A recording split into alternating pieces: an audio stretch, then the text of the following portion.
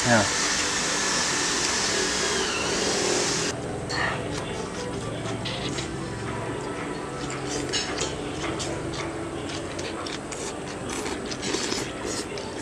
Hello guys! Hello everyone! Isang mapagpalang araw po sa ating lahat. At sana po ay nasa maayos tayong kalagayan mga idol. So ang luluto natin ngayon mga idol ay medyo kakaiba kasi ang lulutuin natin ay ito, chicken bulalo. Ayan o. So meron tayong native kasi sa pagluluto ng chicken bulalo, kailangan native ang manok natin. So ito lang, napakasimple lang ng kanyang mga sangkap. Onion spring at saka itong peche bangyo. So, ganoon lang naman mga idol. So, huwag natin patagalin pa mga idol. Umpisahan na natin. Kailangan yung balat niya ay medyo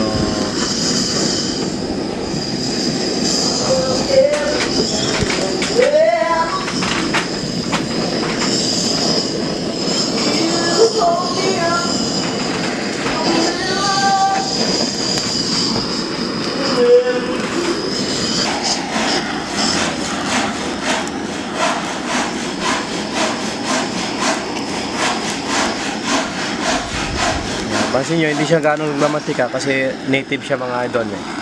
Kakaiba siya sa sa palengke, nabibiling manok sa palengke. Mataba yun. So ito hindi.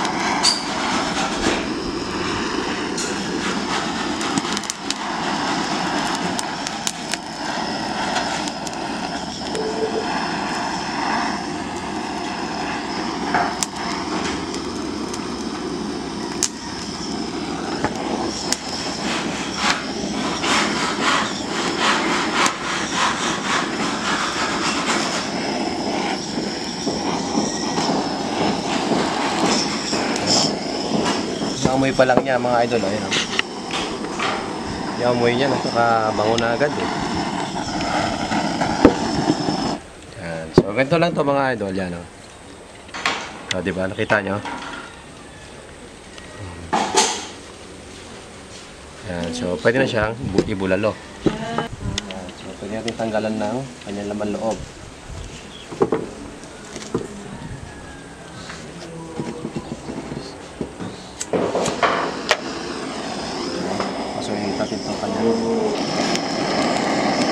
So tandaan lang nyo itong prosesong ito mga idol. May kinalaman po ito sa magiging lasa ng manok, ng kanya karne. Kaya sinusunog natin ng konti. Konti lang naman.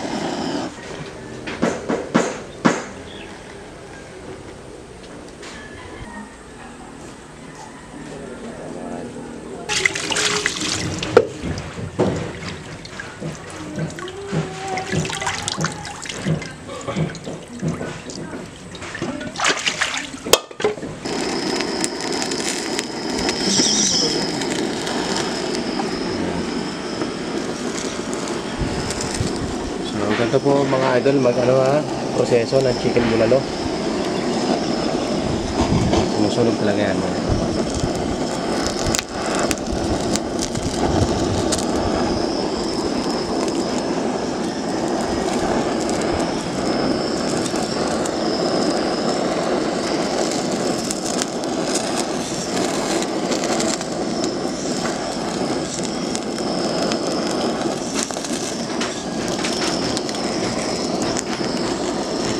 Ang lasa nito, hindi na yung ordinary chicken.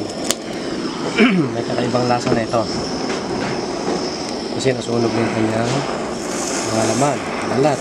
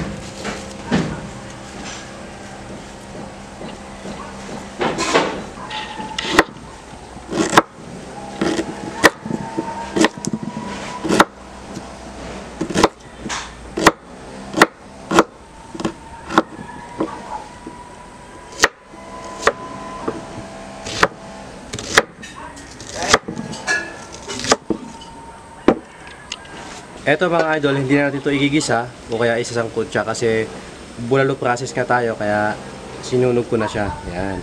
Tapos syempre, para may kakaiba siyang lasa. Yan. Lagyan natin ito.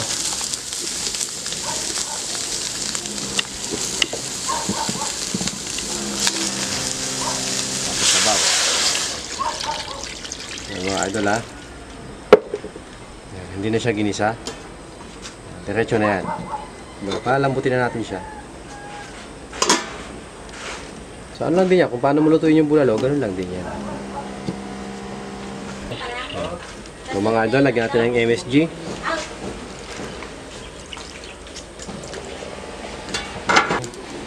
Siyempre lagyan natin ng pamintang. At siyempre maglalagay din tayo ng pamintang buo. Yan. Ito dapat hindi mawala, pamintang buo. Asin. So guys, nasa inyo kung patis ang ilalagay nyo, asin. Kasi mas maraming may choice na patis. Pero ako kasi hindi ako nagpapatis. Bawal sa mga bata.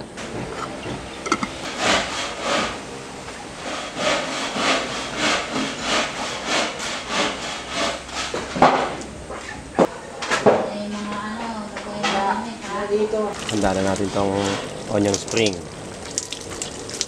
Luto na yan.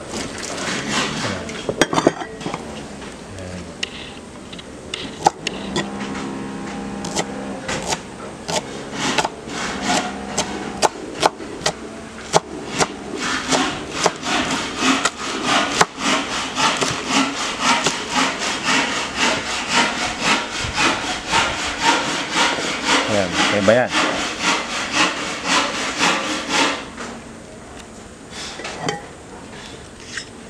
Ito naman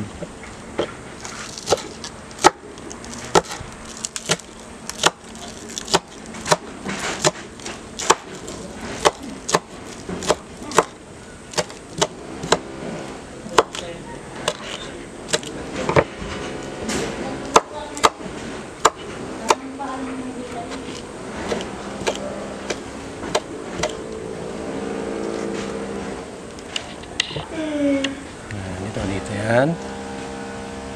So magkaiba to mga idol ha.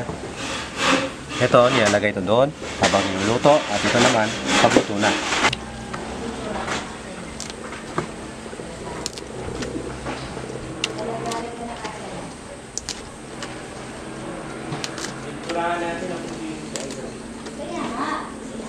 Ano mo? Pwede mga idol kasi masyado na siyang madami.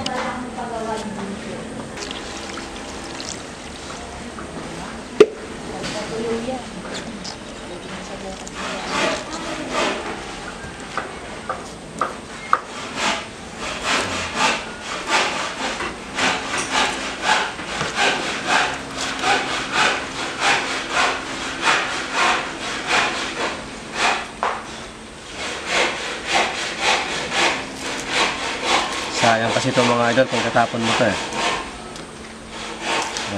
Hindi pa naman siya linisan lang.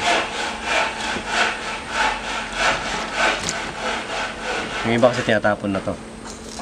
Nakita may ganyan no. Reject. Kaya mahal-mahal ng gulay ngayon kaya sinisinop natin.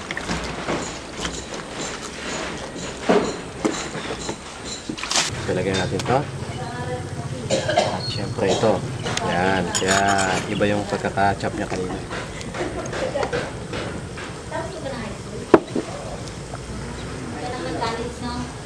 Oh, lasang ano talaga. Amoy bulalo talaga.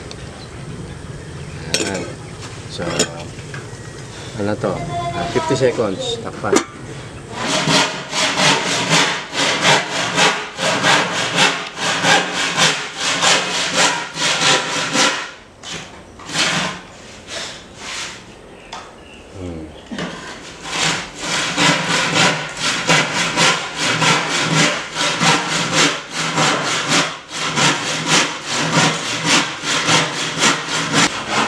Pops.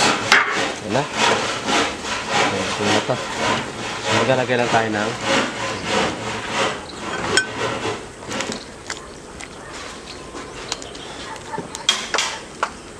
pangit naman nilagay mo lahat eh. Malulusok siya. So, yung kakain mamaya, painit lang niya. Tapos lagyan ulit ng gulay. So, hindi natin nilagay lahat.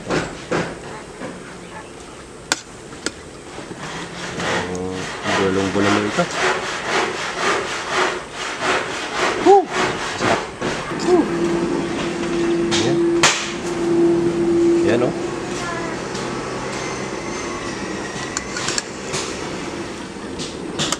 Yung ulo. Siyempre, hinahanap po ito lagi yung atay balong-balunan. Yan. Ayan ang mga isaw nyo. Natin yan. Tingnan natin yan. Ayan. Saan kaya atay balong-balunan nito? Ayun. Ayan o. Oh, di ba?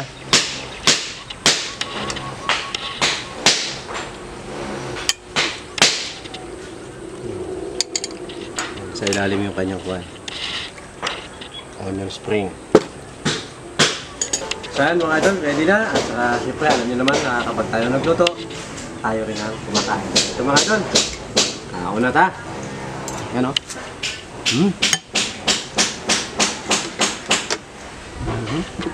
Bulalong mga idol.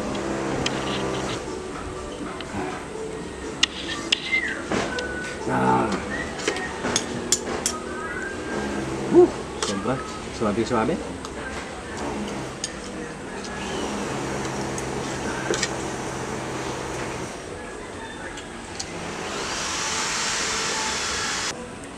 Mga idol, oh. Grabe, oh.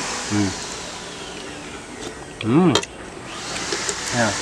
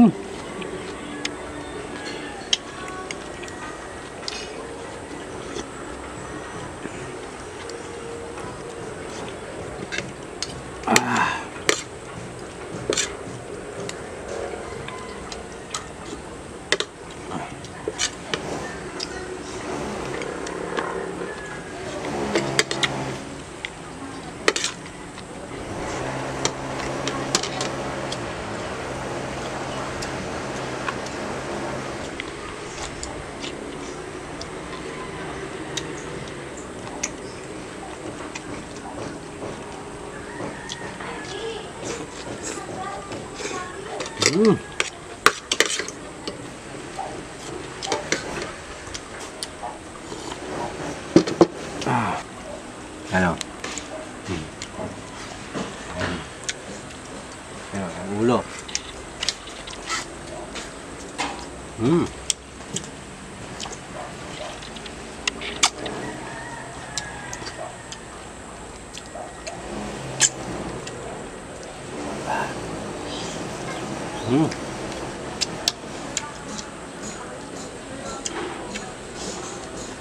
Yung balat niya, hindi nyo malasahang manok, mga idol. Dahil dun sa tinorch natin siya kanina.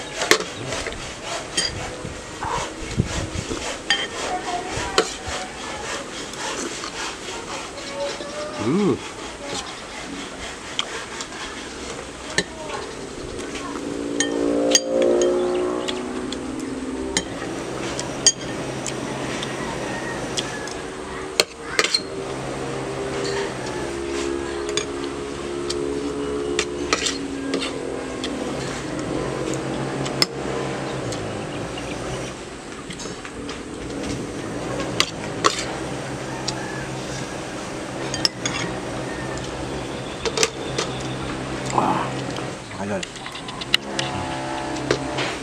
Yan, ganyang balat mo. Yan. Ang sarap ng balat nito. Ang luto.